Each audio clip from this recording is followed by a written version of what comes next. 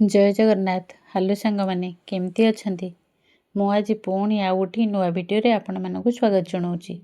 मु आज आपण मानक पई नहीं आसी गोदभरे दिवसर रेजुलेशन टी को चलतु ताहले भिडियो टी को स्टार्ट करिबा।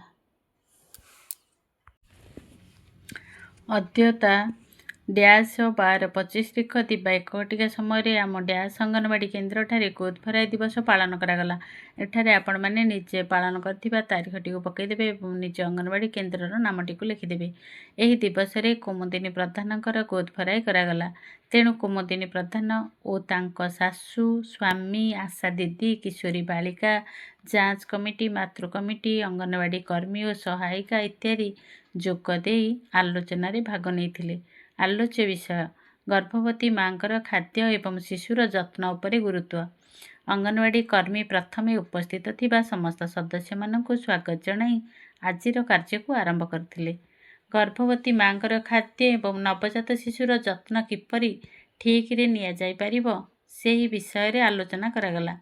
गर्भवती मांकर खाद्य गर्भवती मां को पुष्टिकर खाद्य खाइबाकु देबा उचित, यथा विभिन्न प्रकार परिबा शाग माछ मांस अंडा क्षीर एवं विभिन्न प्रकार फल यथा बाड़ी बगीचारू मिलुथिबा नड़िया कदली पिजुली आत जामुकोली बरकोली अँला इत्यादि खाइबा आवश्यक। ता सहित अंगनवाड़ी केन्द्ररू मिलुथिबा छतुआ बादाम लड्डू राशि लड्डू मुढ़ी बोट अंडा इत्यादि खाइबाकू अल्प अल्प करी दिन को 3 ରୁ 4 थर खाइबा उचित। आहुरी मध्य ममता दिवस रे प्रत्येक मासरे जोगदे निजर स्वास्थ्य चेकअप करी आयरन और कैल्शियम बटिका नियमित सेवन करिबा उचित बोली आजिर दिवस रे कर्मी बुझाइथिले।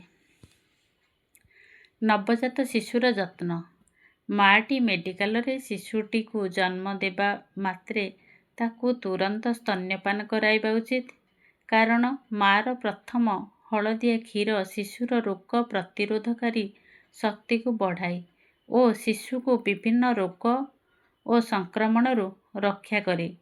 तापर शिशुटी को उषुम रखिबा भल कपड़ारे गुड़ेकी जेपरी माँ देह सहित लागिकी रहिथिबो।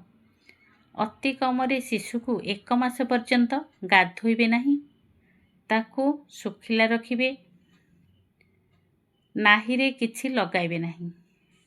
आलोचना शेष रे धन्यवाद जनाई सभा सांग करागला। भौणी माने आशा करुछि आजिर रेजुलेशन टी निश्चित आपण मानकर मन को पाइबो।